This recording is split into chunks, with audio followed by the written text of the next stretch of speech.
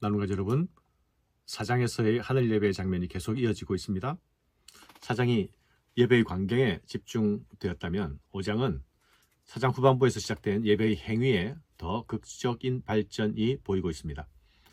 하늘 예배에서 예배의 중심은 바로 죽임 당하신 어린 양이시죠.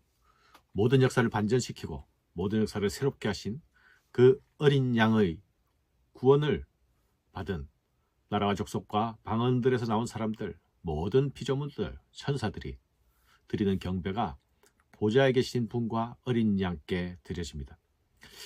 계시록에서 사용하는 이 각 족속과 백성과 나라와 방언이라는 표현은 창세기 10장에 나타나 있는 민족들의 이름들, 그리고 다니엘 7장에서 나타나는 인자 같은 이가 하나님으로부터 권세와 영광과 나라를 받을 때에 모든 백성과 나라들과 언어들이 그를 섬기게 했습니다. 요한은 창세기 10장과 다니엘 7장의 언어를 사용하여서 온 땅의 민족들이 어린 양의 희생으로 구원을 받아서 하늘 예배에 참여하고 있는 것을 보여주고 있습니다. 보좌에 계신 이의 오른손에는 7인으로 봉인된 책이 들려 있었죠. 이 책이 안팎으로 기록되어 있다는 것은 그 내용이 매우 방대하다는 것을 의미할 것입니다. 이 책에는 온 우주와 세상을 경영하는 하나님의 작정이 기록되어 있습니다. 곧 영원부터 영원까지 이르는 하나님의 작정의 책입니다. 그런데 이 책은 완벽하게 봉인되어 있습니다. 하나님의 작정과 계획이 완전히 숨겨져 있는 것이죠. 이 책을 과연 누가 펼 수 있을 것인가? 라고 묻습니다. 이것은 과연 누가 역사의 주인이냐라고도 바꾸어 말할 수도 있는 것입니다. 인을 뗀다는 말은 책의 내용을 드러내어 계시하는 것만이 아니라 그 내용을 성취한다는 의미도 들어있기 때문입니다. 인을 뗄 자가 아무도 없기에 요한은 크게 울부짖습니다. 요한이 크게 우는 이유는 무엇입니까? 이 책을 아무도 열어볼 수 없다면 하나님의 계획이 어떻게 완성될지 아무도 알 수 없게 되지 않겠습니까? 그렇다면 지금의 절망 속에서 소망을 찾을 수 없게 될 것입니다. 지금 요한은 고난받는 자로서 환난의 자리에서 하늘로 이끌려 올려지지 않았습니까? 그는 자신의 인내의 결국과 악한 제국의 결국에 대해서 알고 싶었습니다. 절대로 포기할 수 없는 현실에 대한 결연한 중성과 의지가 그를 통곡하게 합니다. 그런데 그 책의 봉인을 풀어줄 자가 없는 것입니다. 울부짖음 가운데 한 장로의 외침이 들려옵니다. 울지 말라. 유다 지파의 사자 다윗의 뿌리가 이겼다. 그가 인을 떼실 것이다. 이 기쁜 소리를 듣고서 요한이 보게 된 것은 바로 보좌 앞에 서 있는 어린 양의 모습이었죠.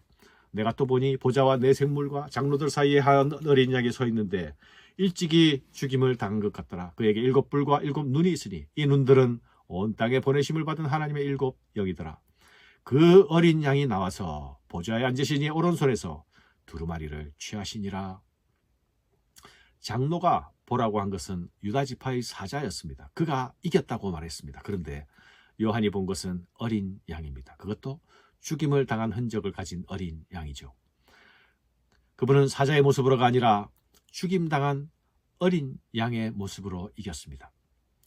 그분은 지금 내 생물과 장로들 가운데 서 있습니다. 하나님의 창조 한가운데 서 있는 것이죠. 더 놀라운 것은 그가 보좌 가운데 서 있다는 것입니다. 그리고 그에게는 7뿔과 7눈이 있습니다. 이것은 그분에게 완전한 권능과 완전한 지혜가 있다는 말이죠. 사장에서 보좌에 앉으신 하나님을 묘사하는 데는 간접적인 묘사만 있었습니다.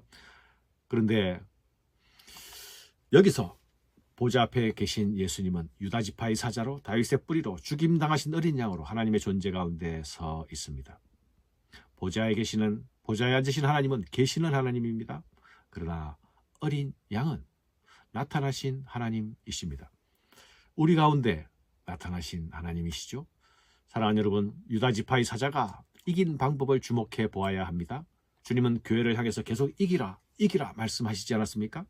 예수님은 강함으로가 아니라 약함으로, 순종으로 이기셨습니다. 힘으로가 아니고 고난 당하심으로 이겼습니다. 이것이 십자가의 방법이죠. 이것이 예수님의 승리 공식입니다. 또한 이것이 교회의 승리 공식이기도 합니다. 예수께서 구속 역사를 성취하셨습니다. 십자가를 통해서입니다. 지금 고난과 박해 가운데 있는 교회는 자신의 형편을 이상히 여기지 말아야 합니다. 예수께서 친히 하늘 보좌 앞에서도 고난의 흔적을 가지고 계시지 않습니까? 이 모습은 이 땅에 고난받는 성도들에게 그 길을 계속 가라. 그 길이 바로 승리로 향해 가는 길이다. 그 길이 내가 걸었던 길이니 너희는 나의 길을 따르라 라고 말씀하는 것입니다. 사랑하는 여러분, 십자가로 승리하시고 구속 역사를 성취하신 예수님은 찬양을 받기에 합당하신 분입니다. 하늘에서 어린 양을 향한 찬양이 울려 퍼지죠. 그들이 새 노래를 불러 이르되 두루마리를 가지시고 인봉을 떼기에 합당하시도다. 일찍이 죽임을 당하사 각 족속과 백성과 나라와 나라 가운데서 사람들을 피로 사서 하나님께 드리시고 그들로 우리 하나님 앞에서 나라와 제사장을 삼으셨으니 그들이 땅에서 왕노릇 하리로다 하더라. 찬양의 내용이 무엇입니까? 어린 양이 그 인봉을 떼기에 합당하다는 것이죠. 그분은 자신의 죽음으로 하나님의 구원을 이루어내셨습니다. 자기 피로 사람들을 사서 하나님께 드리셨습니다. 우리는 그 피로 사신받은 존재들이죠. 이제 구원받은 우리는 그분의 통치에 참여할 것입니다. 그런데 여러분, 어린 양 앞에 엎드려 찬양하는 자들의 손에는 향이 가득한 금대접이 들려 있습니다. 이 금대접이 어린 양께 드려집니다. 그런데 이것은 성도의 기도들이라고 말씀하고 있죠. 어린 양의 인을 떼시면 하나님의 심판이 시작될 것입니다. 그런데 이 심판은 성도들의 기도를 들으시고 행하시는 심판이기도 한 것입니다. 그러므로 우리의 기도는 결코 가벼운 것이 아닙니다. 우리의 기도는 반드시 주님께 상달되어집니다. 그리고 우리의 기도는 주님의 통치에 참여하는 길임을 잊어서는 안 됩니다.